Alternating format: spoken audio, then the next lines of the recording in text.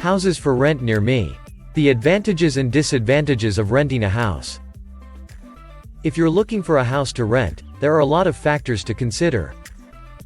You might want to rent because you're not ready to buy a house, or maybe you like the flexibility of renting when it comes to moving around and finding new places. Maybe you just want to try out living somewhere else before making the commitment to buy a home in that city. Moreover, when it comes to renting a house, there are many things to consider. For example, some people prefer to rent because they don't want the responsibility of owning a home.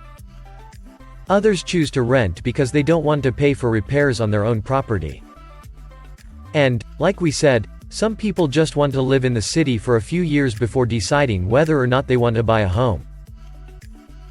Whatever your reasons for renting, there are some good things and bad things about it. So, without further ado, let's take a look at the advantages and disadvantages of renting. To begin with, you have more flexibility when it comes to moving. If you put down a deposit on a house, it could take months for you to get your money back if you decide not to buy it. However, if you rent, as long as your landlord agrees, there's no reason why you couldn't move in 2 weeks or 2 months from now. On the other hand, you can get a nicer place than what your budget might allow for if you buy a house at this time in history.